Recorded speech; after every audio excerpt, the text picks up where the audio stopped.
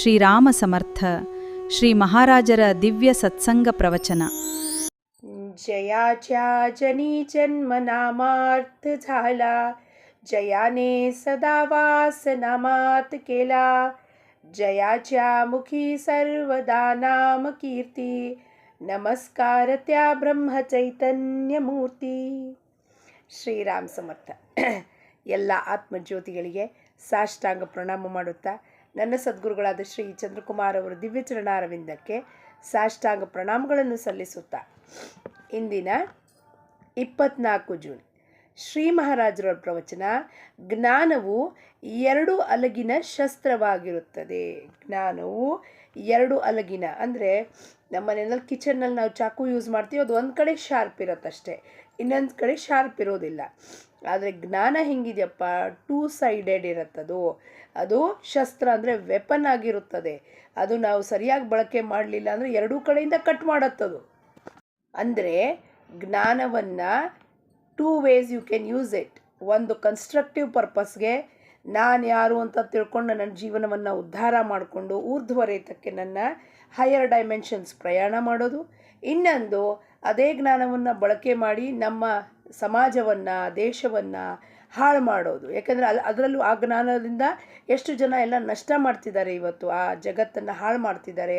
So ಅದಕ್ಕೆ it can be used in 2 ways. ಶಸ್ತ್ರ ಅಂದರೆ ವೆಪನ್, ಎರಡು ರೀತಿಯಲ್ಲಿ ಅದನ್ನು ಬಳಕೆ ಮಾಡ್ಬೋದು.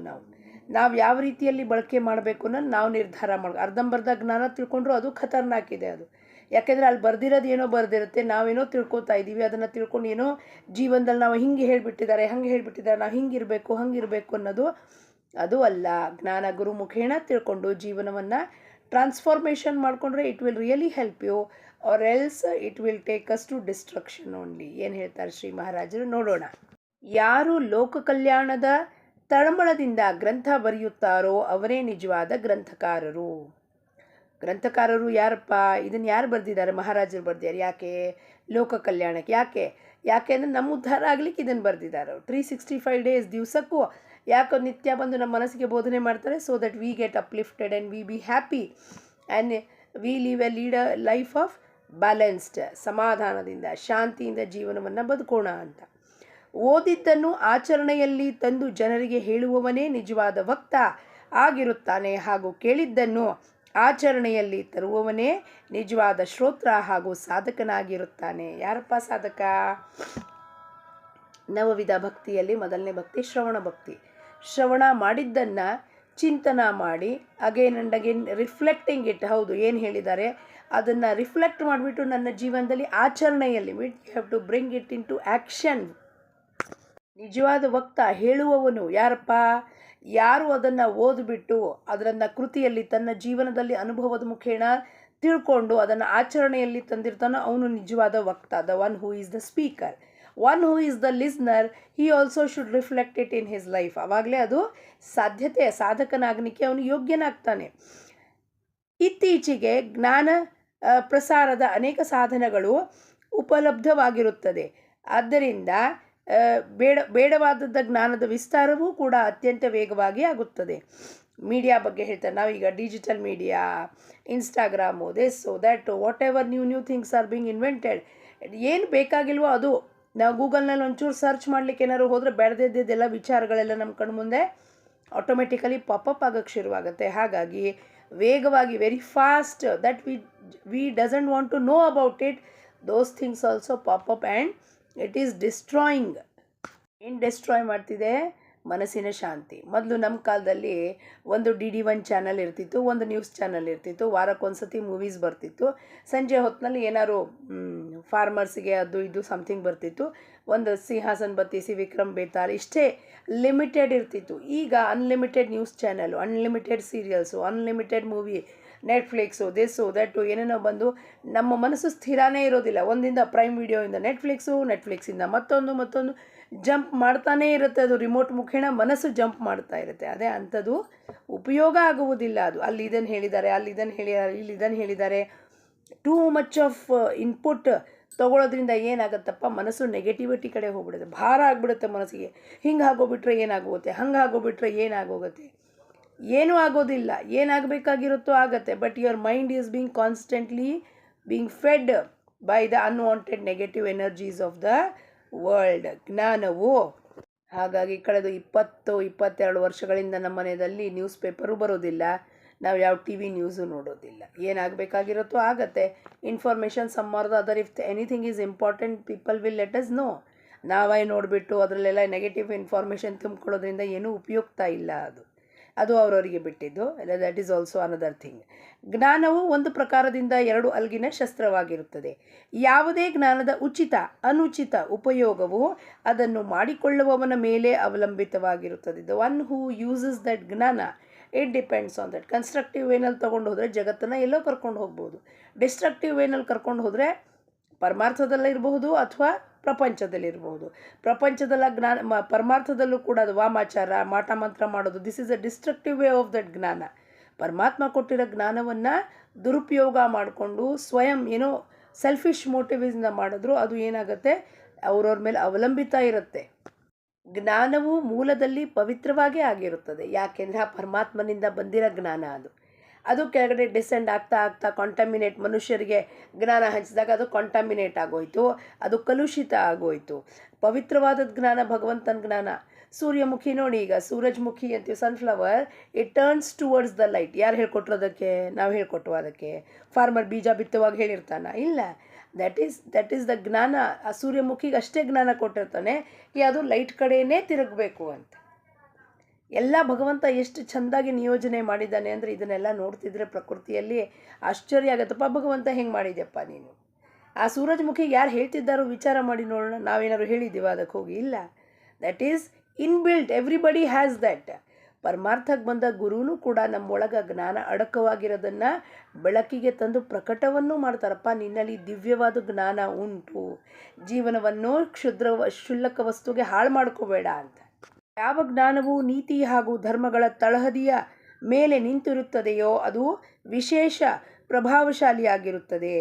ಎಲ್ಲರಲ್ಲಿ ಅನ್ಯೋನ್ಯ ಪ್ರೇಮ ಬೆಳೆಯಬೇಕು ಹಾಗೂ ಎಲ್ಲರೂ ಏಕತ್ರಿತರಾಗಬೇಕೆಂಬ ಜ್ಞಾನವಿರಬೇಕು. ಈಗ ದೊಡ್ಡ ದೊಡ್ಡ ಸಂತರೆಲ್ಲ ಮಾಡ್ತಾರೆ ನೋಡಿ, ಪೀಸ್ ಮಾಡ್ತಾರೆ, ಪೀಸಿಗೆ ಎಲ್ಲ ಜೋಡಣೆ ಮಾಡ್ತಾರೆ, ಜನನ ಏಕತ್ರೀಕರಣ ಮಾಡ್ತಾರೆ, ಅವ್ರನ್ನ ಮಧ್ಯದಲ್ಲೆಲ್ಲ ಸಮಭಾವ ಬರಲಿ, ಪ್ರೇಮ ಬರಲಿ ಅಂತ ಎಲ್ಲ ಸಂತರು ಎಷ್ಟು ಹೋರಾಟ ಮಾಡ್ತಿದ್ದಾರೆ. ಇವತ್ತು ನಾವು ನೋಡ್ತೀವಿ, ನ್ಯೂಸಲ್ಲಿ ತೋರಿಸ್ತಿರ್ತಾರೆ ಕೆಲವು ಸಮಯ. ದೊಡ್ಡ ದೊಡ್ಡ ಸಂತರೆಲ್ಲ ಹೆಂಗೆ ಮಾಡ್ತಿದ್ದಾರಪ್ಪ. ಶ್ರೀಮಂತ, ಬಡವ, ಶಿಕ್ಷಿತ, ಅಶಿಕ್ಷಿತ, ದೊಡ್ಡವ, ಸಣ್ಣವ, ಸ್ತ್ರೀ, ಪುರುಷ ಇವರೆಲ್ಲರಲ್ಲಿಯೂ ಅನ್ಯೋನ್ಯ ಪ್ರೇಮ, ಆದರ ಹಾಗೂ ಆತ್ಮೀಯತೆ ಬೆಳೆಯುವಂತೆ ಜ್ಞಾನವು ವ್ಯಕ್ತವಾಗಬೇಕು. ದ್ವೇಷ, ಮತ್ಸರ ಬೆಳೆಸುವ ನೀತಿ ಧರ್ಮಗಳಿಂದ ದೂರ ಒಯ್ಯುವ ಜ್ಞಾನವು ಪುಸ್ತಕದಲ್ಲಿ ಇರಬಾರದು. ವಿದ್ವಾನ್ ಶಾಸ್ತ್ರಜ್ಞರು ಹೊಸ ಶೋಧ ಮಾಡಿ ಜಗತ್ತನ್ನು ಸ್ವಾರ್ಥಿ ಹಾಗೂ ಲೋಭಿ ಮಾಡುತ್ತಾ ಇರುತ್ತಾರೆ ಹಾಗೂ ಇದರಿಂದ ಸರ್ವನಾಶವೇ ಆಗುತ್ತದೆ. ಯಾವ ಜ್ಞಾನವು ಸಮಾಧಾನ ಕೊಡುವುದಿಲ್ಲವೋ ಅದು ನಿಜವಾದ ಜ್ಞಾನ ಅಲ್ಲ. ಯಾವುದರಿಂದ ಜಗತ್ತಿನ ನಿಜವಾದ ಸ್ವರೂಪ ತಿಳಿಯುತ್ತದೆಯೋ ಅದೇ ನಿಜವಾದ ಜ್ಞಾನವಾಗಿರುತ್ತದೆ. This world is transitory or temporary ಅನ್ಕೊಂಬೋಣ. ಇದರ ಬಗ್ಗೆ ಈ ಸ್ವರೂಪ ಯಾರು ತಿಳಿಸ್ತಾರೋ ನಮಗೆ, ಆ ಜ್ಞಾನ ನಿಜವಾದ ಜ್ಞಾನ. ಆ ಜ್ಞಾನ ನಮಗೆ ಯಾರು ಕೊಡ್ತಾರೆ? ಪ್ರಪಂಚದಲ್ಲಿ ಯಾರೂ ಕೊಡೋದಿಲ್ಲ. ಅದು ಇಲ್ಲಿ ಪರಮಾರ್ಥಕ್ಕೆ ಬಂದಾಗ ನಮಗೆ ಗುರು ಮುಖೇಣ ಗೊತ್ತಾಗತ್ತಪ್ಪ. ಈ ಜಗತ್ತಿನ ನೀನು ಯಾವುದನ್ನು ಸತ್ಯ ತಿಳ್ಕೊತಿದೆಯೋ ಮರುಕ್ಷಣಕ್ಕೆ ಅದು ಸುಳ್ಳು ಅಂತ ತೋರಿಸ್ತಾ ಇದೆ. ಹಾಗಾಗಿ ಅದು ನಿಜವಾದದ್ದು ಜ್ಞಾನ. ದೇಹ ಸಂಬಂಧಿ ಜ್ಞಾನವು ವ್ಯಾವಹಾರಿಕ ಜ್ಞಾನವಾಗಿರುತ್ತದೆ. ವಸ್ತುವು ಹೇಗೆ ಇರುತ್ತದೆಯೋ ಹಾಗೆ ತಿಳಿದುಕೊಳ್ಳುವುದು ತತ್ವಜ್ಞಾನ. ವಸ್ತು ಹೆಂಗಿದೆ ಅದರ ಬಗ್ಗೆ ಜ್ಞಾನ ತಿಳ್ಕೊಳ್ಳೋದು ತತ್ವಜ್ಞಾನ. ನಾನು ದೇಹವನ್ನು ನನ್ನದು ಅನ್ನುತ್ತೇನೆ ಅಂದರೆ ನಾನು ದೇಹವಲ್ಲ. ನನ್ನ ಮನೆ ಅನ್ನುವುದರಿಂದ ನಾನು ಮನೆಗಿಂತ ಬೇರೆ ಆದೇನು? ಜಡತ್ವ ಅಂದರೆ ಏನು? ದೇಹದಲ್ಲಿ ಮಮತ್ವ ಭಾವನೆಯನ್ನು ಜಡತ್ವ ಭಾವನೆ ಎಂದು ಆಗಿರುತ್ತದೆ. ನನ್ನ ದೇಹ ನನಗೆ ಜ್ವರ ಬಂದಿದೆ. ನನಗೆ ಬಂದಿದೆ ಅಂದರೆ ನಾನ್ಯಾರು ಬೇರೆ ಇದ್ದೀನಲ್ವ. ಈ ಬಾಡಿ ತೋರಿಸಿ ಹೇಳ್ತೀನಿ ನನಗೆ ಜ್ವರ ಬಂದಿದೆ, ಈ ಬಾಡಿಗೆ ಜ್ವರ ಬಂದಿದೆ, ಹಾಗಂದರೆ ನಾನು ಯಾರಿದ್ದೀನಿ? ನಾನು ಯಾರೋ ಬೇರೆಯವನಿದ್ದೀನಿ ತಾನೆ. ನನ್ನ ಕೈ ಅಂತೀನಿ. ನನ್ನ ಕೈ ಅಂದರೆ ಈ ಕೈ ತೋರಿಸಿ ಹೇಳ್ತೀನಿ ಇದು ನನ್ನ ಕೈ ಅಂತಂದರೆ ಈ ಕೈ ನನ್ನಿಂದ ಬೇರೆ ಇದೆ. I am someone else. Who is that? That is that witness consciousness or the sakshi in me. It is telling that, see this body, I am having fever. I am having fever.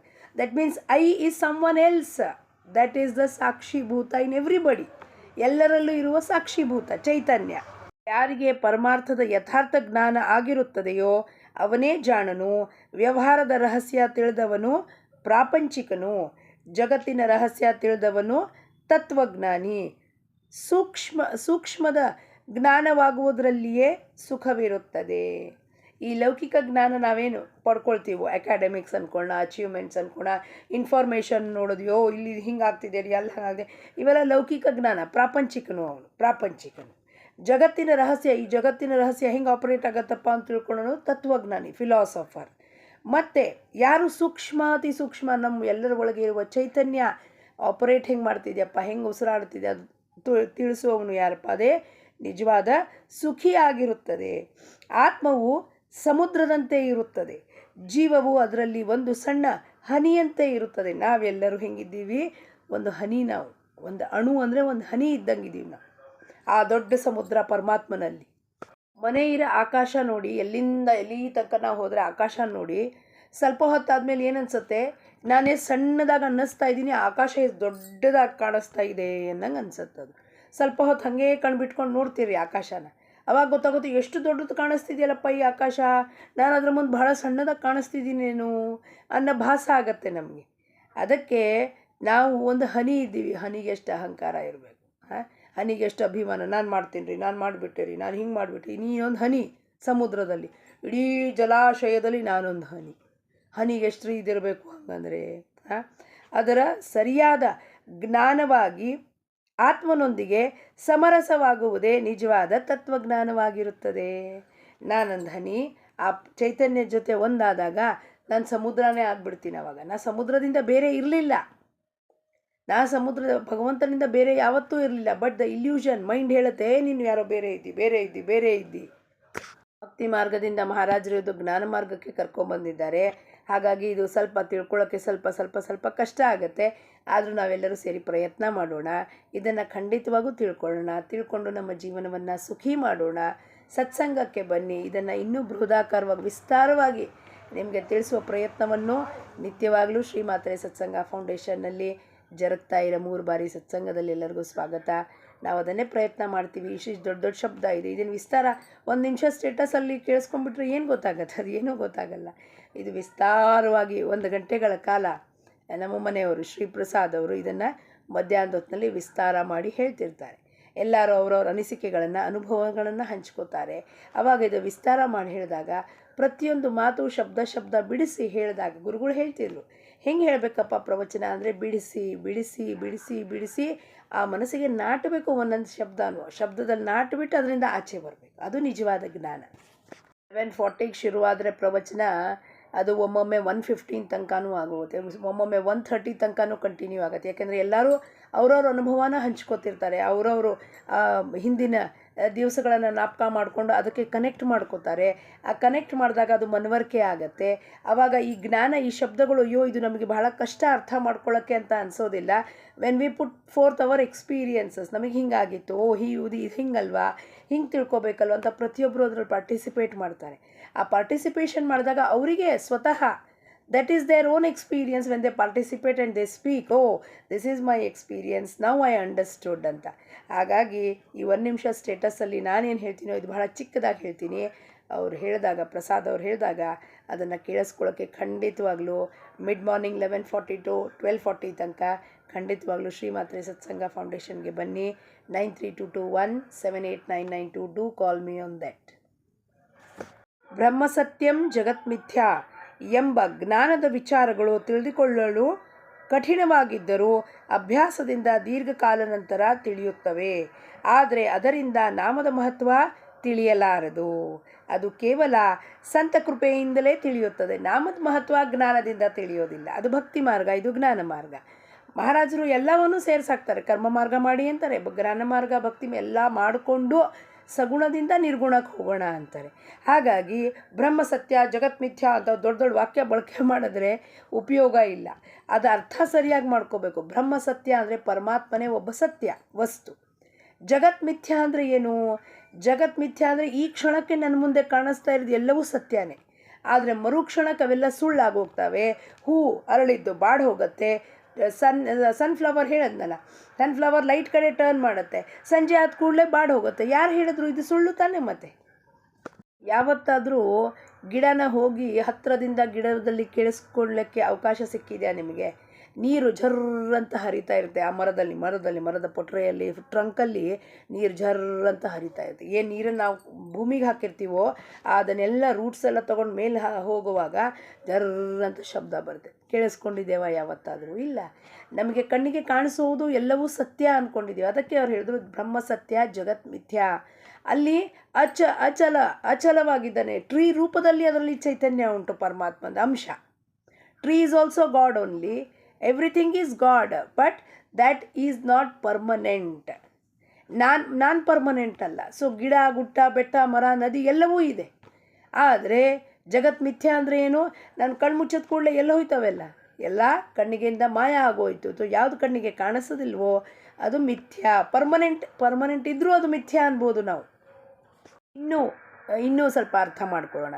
ನಾನು ಬೆಳಗ್ಗೆ ಕಣ್ಣು ಬಿಟ್ಟಾಗ ನನಗೆ ಸೂರ್ಯ, ಚಂದ್ರ, ಪಕ್ಕದ್ದು ಮನೆ, ಆ ಮನೆ, ಈ ಮನೆ, ಗಾರ್ಡನ್ನು, ಫ್ಲವರ್ಸು, ಫ್ರೂಟ್ಸು ಎಲ್ಲ, ಗುಡ್ಡ, ನದಿ ಎಲ್ಲ ಕಾಣಿಸುತ್ತೆ ನನಗೆ, ಟಿ ವಿ ವಸ್ತುಗಳೆಲ್ಲ. ಆದರೆ ನಾನು ಮಧ್ಯಾಹ್ನ ಕಣ್ಣು ಮುಚ್ಕೊಂಡಾಗ ಮಲ್ಕೊಂಡಾಗ, ರಾತ್ರಿ ಕಣ್ಣು ಮುಚ್ಕೊಂಡು ಮಲ್ಕೊಂಡಾಗ ಎಲ್ಲ ಹೋದ್ವಿ ಎಲ್ಲ ಅದು ಅಲ್ಲೇ ಇದೆ. ನನ್ನ ಕಣ್ಣಿಗೆ ಇದು ಗೋಚರ ಆಗ್ತಿಲ್ಲ ಅಂದರೆ ಅದು ಸುಳ್ಳು ತಾನೆ. ಸತ್ಯ ಅಂದರೆ ಏನು? ಸಾಧಾರಣ ಕಣ್ಮುಂದೆ ಇವೆಲ್ಲ ಕಾಣಿಸ್ತಿರ್ಬೇಕು, ಅದು ಸತ್ಯ. ಆದರೆ ಅಲ್ಲ. The moment these eyes are closed, everything is gone. Where are those things? That is ಹೇಳಿದ್ದು ಬ್ರಹ್ಮ ಸತ್ಯ ಜಗತ್ ಮಿಥ್ಯಾ. ಪರಮಾತ್ಮ ಯಾವಾಗಲೂ ಇರುವನು. Is always there. ಆದಿ ಮಧ್ಯ ಅಂತ್ಯರಹಿತ. ನಾನು ಹುಟ್ಟಕ್ಕಿಂತ ಮುಂಚೆ ಇತ್ತು, ಈಗಲೂ ಇದೆ, ನಾಳೆ ನಾವು ಹೋದ್ಮೇಲೂ ಇರುತ್ತೆ. ಪ್ರತಿ ಕ್ಷಣವೂ ಇದೆ ನನ್ನ ಒಳಗೆ, ಹೊರಗಡೆನೂ ಇದೆ, ಒಳಗೂ ಇದೆ. ಎಲ್ಲ ಕಡೆಯೂ ಆ ಪರಮಾತ್ಮ ಎಂಬ ತತ್ವ ಇದೆ. ಅದು ಕಣ್ಣಿಗೆ ಕಾಣಿಸುವಂಥದ್ದಲ್ಲ, ಕೇವಲ ಯು ಕ್ಯಾನ್ ಎಕ್ಸ್ಪೀರಿಯನ್ಸ್ ಇಟ್. ಮೂರ್ತಿ, ಫೋಟೋ, ಇಮೇಜಸ್ಸು ಇವೆಲ್ಲ to identify that this is the form of ಭಗವಂತ ಲೈಕ್ ದಿಸ್. ಅದು ಪರ್ಮನೆಂಟ್ ಅಲ್ಲ. ಮೂರ್ತಿ ಒಡೆದೋಯ್ತು, ಭಂಗ ಆಯಿತು ಅಂದರೆ ನಾವು ಅದನ್ನು ನೀರಲ್ಲಿ ವಿಸರ್ಜನೆ ಮಾಡ್ತೀವಿ. ಫೋಟೋ ಒಡೆದೋಯ್ತು ಅಂದರೆ ಅದನ್ನು ತೆಗೆದು ಹಾಕ್ತೀವಿ. ಕಣ್ಮುಂದಿತ್ತು ನನ್ನ ಕಣ್ಮುಂದೆ, ಈಗ ನನ್ನ ಕಣ್ಮುಂದಿಲ್ಲ. ಅದು ಸತ್ಯನ? ಅದು ಅಲ್ಲ. ಭಗವಂತ ಈ ಮೂರ್ತಿಯ ರೂಪದಲ್ಲಿ, ಚೈತನ್ಯ ರೂಪದಲ್ಲಿ ಇದ್ದಾನೆ ಅಂತ ಮನವರಿಕೆ ಮಾಡಿಕೊಡ್ಲಿಕ್ಕೆ, because some object we need to worship. That is why ಒಂದು ಗೋಡೆಗೆ ಹೋಗಿ ನಮಸ್ಕಾರ ಮಾಡಿದ್ರು ಯಾರು ಮಾಡ್ತಾರೆ? ಯಾರೂ ಮಾಡೋದಿಲ್ಲ. ಸೊ ಅದಕ್ಕೆ ಒಂದು ಫಾರಮ್ನ ತೊಗೊಂಬಂದರು ಸಂತರು. ಭಗವಂತ ಹಿಂಗಿದ್ದಾನಪ್ಪ, ಫಸ್ಟು ಈ ಫಾರಮ್ ಮೇಲೆ ವಿಶ್ವಾಸ ಮಾಡಿರಿ, ಇದನ್ನು ಭಕ್ತಿ ಮಾಡಿರಿ, ಇದನ್ನು ಪೂಜೆ ಮಾಡಿರಿ, ಇದನ್ನು ಪ್ರೇಮ ಮಾಡಿರಿ. ಅವಾಗೇನಾಗುತ್ತೆ, ಇದು ದೃಢ ಆದಾಗ then you get to know that whole world ಇದು ಪರ್ಮನೆಂಟ್ ಅಲ್ಲ. ಪರ್ಮನೆಂಟ್ ಇರೋದು ಒಳಗಿರುವುದು, ಯಾವುದು ಕಣ್ಣಿಗೆ ಕಾಣಿಸುವುದಿಲ್ಲ. ಅದಕ್ಕೆ ನಾವು ಚೈತನ್ಯ, ಆತ್ಮ, ಪರಮಾತ್ಮ ನಾಮದ ಮೇಲೆ ವಿಶ್ವಾಸ ಉಂಟಾಗುವುದು ಮಹಾಭಾಗ್ಯದ ಲಕ್ಷಣವಾಗಿರುತ್ತದೆ. ನಾವು ಬುದ್ಧಿಭೇದದಿಂದ ಸಾವಧಾನರಾಗಿರಬೇಕು ಹಾಗೂ ದೂರ ಇರಬೇಕು. ಬುದ್ಧಿಭೇದ ಮಾಡಬಾರ್ದು. ಸಗುಣದಲ್ಲಿ ಗುರು ನಮಗೆ ಭಗವಂತ ಹೆಂಗೆ ಬರ್ತಾನಪ್ಪ? ಸಗುಣದಲ್ಲಿ ಗುರು ರೂಪದಲ್ಲಿ ಬರ್ತಾರೆ. ನಾವು ಬುದ್ಧಿಭೇದದಿಂದ ಅವನನ್ನು ಸಾಮಾನ್ಯ ಮನುಷ್ಯ ಅನ್ಕೋತೀವಿ. ಅದಕ್ಕೆ ಅವನು ನಮಗೆ ಭಗವಂತ ಯಾವತ್ತೂ ಕಾಣಿಸೋದೇ ಇಲ್ಲ. ಅವನಲ್ಲಿ ಭಗವಂತ ಕಾಣಿಸ್ಲಿಕ್ಕೆ ಸಾಧ್ಯತೆಯೇ ಆಗೋದಿಲ್ಲ. ಯಾಕೆಂದರೆ ಅವನು ಮನುಷ್ಯ ಅನ್ಕೋತೀವಿ. ಭಗವಂತ ನಾನು ಎಲ್ಲ ಕಡೆಯೂ ಇರಲಿಕ್ಕಾಗಲ್ಲಪ್ಪ ಅಂದ್ಬಿಟ್ಟು ಅವ್ರು ಏನು ಮಾಡ್ದ? ಸಗುಣ ರೂಪದಲ್ಲಿ, ಗುರು ರೂಪದಲ್ಲಿ ತಾನು ಒಂದು ದೇಹವನ್ನು ಧಾರಣೆ ಮಾಡ್ಕೊಂಡು ನಮ್ಮ ಕಣ್ಮುಂದೆ ಬರ್ತಾನೆ. ನಾವು ಅವನನ್ನು ಕುಚ್ ನೈ ಹೇ ಅಂತ ಅವ್ರನ್ನ ಕಡೆ ಗಂಡಿಸ್ಬಿಡ್ತೀವಿ. ಭಗವಂತ ಕಣ್ಮುಂದೆ ಬಂದಿದ್ರೂ ಗೊತ್ತಾಗಲ್ಲ ನಮಗೆ. ಸಂತ ವಚನದ ಮೇಲೆ ವಿಶ್ವಾಸವನ್ನಿಟ್ಟು ಅಖಂಡ ನಾಮ ತೆಗೆದುಕೊಳ್ಳಬೇಕು. ಅದರಿಂದಲೇ ಸಮಾಧಾನ ಲಭಿಸುತ್ತದೆ. ಯಾವ ಗ್ರಂಥ ಶ್ರವಣದಿಂದ ಭಗವಂತನ ವಿಷಯದಲ್ಲಿ ಪ್ರೇಮ ನಿರ್ಮಾಣವಾಗುತ್ತದೆಯೋ ಹಾಗೂ ಯಾದರ ಸಂಬಂಧದಿಂದ ವಿರಕ್ತಿ ಉಂಟಾಗುತ್ತದೆಯೋ, ಅನೀತಿಯ ವರ್ತನೆ ಬಿಟ್ಟು ನೀತಿ ಮಾರ್ಗ, ಧರ್ಮ ಮಾರ್ಗಗಳ ಅವಲಂಬನ ಮಾಡಬೇಕೆನಿಸುತ್ತದೆಯೋ ಅದು ಸದ್ಗ್ರಂಥವಾಗಿರುತ್ತದೆ. ಉದಾಹರಣೆಗೆ ಜ್ಞಾನೇಶ್ವರಿ, ದಾಸಬೋಧ, ನಾಥಭಾಗವತ ಮುಂತಾದಗಳು. ಈ ಗ್ರಂಥಗಳನ್ನು ನಿರಂತರ ಓದಿ ಅವುಗಳ ಮನನ ಮಾಡುವುದು ಅತ್ಯಂತ ಅವಶ್ಯವಿರುತ್ತದೆ. ಅದರಿಂದ ಈಶ್ವರ ಪ್ರೇಮ ನಿರ್ಮಾಣವಾಗುತ್ತದೆ. ಯಾಕಪ್ಪ ಈ ಗ್ರಂಥಗಳನ್ನೆಲ್ಲ ರಚನೆ ಮಾಡಿದ್ದಾರೆ? ಭಗವದ್ಗೀತಾ, ಶ್ರೀಮದ್ ಭಾಗವತಂ, ಉಪನಿಷತ್ಸು, ಮನಾಚಿ ಶ್ಲೋಕ, ದಾಸಬೋಧ, ಜ್ಞಾನೇಶ್ವರಿ, ಮಹಾರಾಷ್ಟ್ರದಲ್ಲೆಲ್ಲ ಇವೆಲ್ಲ ಯಾಕೆ ಮಾಡಿದ್ದಾರೆ? ಯಾಕೆಂದರೆ ಇದನ್ನು ಓದ್ತಾ ಓದ್ತಾ ಓದ್ತಾ ನಮಗೆ ಆ ಹಲವಾರು ಚರಿತ್ರೆಗಳನ್ನು, ಕಥೆಗಳನ್ನು, ಪುರಾಣಗಳನ್ನು ಶ್ರವಣದ ಮುಖೇನ ನಮಗೂ ಕೂಡ ಆ ಭಕ್ತಿ, ಆ ಪ್ರೇಮ ನಮ್ಮಲ್ಲೂ ಕೂಡ ನಿರ್ಮಾಣ ಆಗಲಿ. ನಿರ್ಮಾಣ means it has to first develop. We can't go and claim ಓಹೋ ಐ ಲವ್ ದ ಭಗವಾನ್ ಸೋ ಮಚ್ ಅಂತ. No, it will first develop what is embedded. ಭಕ್ತಿ ಪ್ರೇಮ ಎಲ್ಲ ಹೊರಗಡೆಯಿಂದ ತರಂಗಿಲ್ಲ, ಅದು ನಮ್ಮ ಒಳಗೆ ಉಂಟು. ಹೀಗೆ ಸ್ಯಾಂಡ್ವಿಚ್ ಆದಾಗ ಮೊದಲು ಬಟರ್ ಹಚ್ತಾರೆ, ಆಮೇಲೆ ಗ್ರೀನ್ ಚಟ್ನಿ ಹಚ್ತಾರೆ, ಆಮೇಲೆ ಸ್ಯಾಲೆಡ್, ಕುಕುಂಬರ್ ಇಡ್ತಾರೆ, ಆನಿಯನ್ ಇಡ್ತಾರೆ, ಟೊಮ್ಯಾಟೊ ಇಡ್ತಾರೆ, ಮತ್ತು ಚೀಸ್ ಸ್ಲೈಸ್ ಇಡ್ತಾರೆ. ಅವೆಲ್ಲ ಹೆಂಗೆ ಒಂದೊಂದೇ ಲೇಯರ್ ಇಡ್ತಾ ಹೋಗ್ತಾರೋ ಹಾಗೆ ನಮ್ಮ ಒಳಗೆ ಅಡಕವಾಗಿರೋದ ಭಕ್ತಿ ಪ್ರೇಮ ನಿರ್ಮಾಣ ಆಗಬೇಕು ಅಂದರೆ ಈ ಒಳಗೆ ಮೇಲ್ಮೇಲೆ ಈ ಲೇಯರ್ಸ್ ಇದಾವಲ್ಲ, ವಿಕಾರ, ಕಲುಷಿತ ಮನಸ್ಸು, ಮಾಲಿನ್ಯ, ಈ ಲೇಯರ್ ಎಲ್ಲ ತೆಗೆದು ಹಾಕಬೇಕು. ಇಲ್ಲಿ ಸ್ಯಾಂಡ್ವಿಚ್ ಹೆಂಗೆ ಮಾಡ್ತೀವೋ ಇಲ್ಲಿ ಸ್ಯಾಂಡ್ವಿಚಿಂದ ಎಲ್ಲ ತೆಗಿತಾ ಹೋಗಬೇಕು. ಇಲ್ಲೆಲ್ಲ ತೆಗಿತಾ ಹೋದರೆ ಒಳಗೆ ಏನಿದೆಯಪ್ಪ, ಶುದ್ಧವಾದ ಪ್ರೇಮ, ಶುದ್ಧವಾದ ಭಕ್ತಿ, ಶುದ್ಧವಾದ ಜ್ಞಾನ, ಶುದ್ಧವಾದ ಆ ಚೈತನ್ಯವೇ. ಇದರ ಎಲ್ಲವದು ಈ ಚೈತನ್ಯನೇ ಭಕ್ತಿ, ಜ್ಞಾನ, ಪ್ರೇಮದ ಸ್ವರೂಪ. ಚೈತನ್ಯ ಅದು ಒಳಗುಂಟು. ಅದು ಆಚೆ ಬರಬೇಕು ಅಂದರೆ ಇವೆಲ್ಲ ಆಚೆ ಹೋಗಬೇಕು. ಇವೆಲ್ಲ first this all to have go out through meditation. ನಿರ್ಮಾಣ ಆಗುತ್ತದೆ. ಆವಾಗ ಖಂಡಿತವಾಗ್ಲೂ ನಿರ್ಮಾಣ ಆಗುತ್ತೆ, 100% ನಿರ್ಮಾಣ ಆಗುತ್ತೆ. ಬೋಧವಚನ ಅತ್ಯಂತ ಕಠಿಣ ಪ್ರಮೇಯಗಳಲ್ಲಿ ಗ್ರಂಥಗಳನ್ನು ಓದಬೇಕು, ಆದರೆ ಕೊನೆಗೆ ಅತ್ಯಂತ ಸುಲಭವಾದ ನಾಮವನ್ನೇ ತೆಗೆದುಕೊಳ್ಳಬೇಕು. ಅತ್ಯಂತ ಕಠಿಣ ಗ್ರಂಥಗಳನ್ನು ಓದಬಾರ್ದು ಅಂತಲ್ಲ, ಯಾಕಂದರೆ ಈ ಜೀವನ ಕೊಟ್ಟಿರೋದೇ ಅದಕ್ಕೋಸ್ಕರ. ಒಂದೇ ಒಂದು ಈ ಜನ್ಮ ನನಗೆ ಗೊತ್ತು ಹ್ಯೂಮನ್ ಬರ್ತಿದೆ, ಅದನ್ನು ನಾನು ಏನು ಮಾಡ್ಕೋಬೇಕು, ಬಳಕೆ ಮಾಡ್ಕೋಬೇಕು. I should make use of it to the maximum of its potential. ಬಳಕೆ ಮಾಡಿಕೊಂಡು ಓದಬೇಕು. ಅದು ತಿಳಿಲಿಲ್ಲ ಅಂದರೆ ಅದಕ್ಕೆ ಬೇಜಾರು ಮಾಡ್ಕೋಬಾರ್ದು, ಯಾಕೆಂದರೆ ಅದು ಭಗವಂತ ತಿಳಿಸ್ತಾನೆ. ಹೀಗೆ ಸುಲಭವಾದ ನಾಮವನ್ನು ತಗೊಳ್ತಾ ಅದು ಗೋಚರ ಮಾಡ್ತಾ ಹೋಗ್ತಾನೆ ನಮಗೆ. ಎಲ್ಲಿ, ಯಾವಾಗ, ಯಾವ ಸ್ಥಳದಲ್ಲಿ ಹೋದಾಗ ಒಂದೊಂದೇ ಮಾತನ್ನು ಪರಮಾತ್ಮ ನಮಗೆ ಗೋಚರ ಮಾಡಿಸಿ ಆ ಜ್ಞಾನವನ್ನು ತಾನೇ ನೀಡುತ್ತಾನೆ ಅಂತ ಹೇಳುತ್ತಾ, ಜಾನಕಿ ಜೀವನ ಸ್ಮರಣೆ. ಜೈ ಜೈ ರಾಮ್. ಲೋಕಾಹ ಸಮಸ್ತಾಹ ಸುಖಿನೋ ಭವಂತು.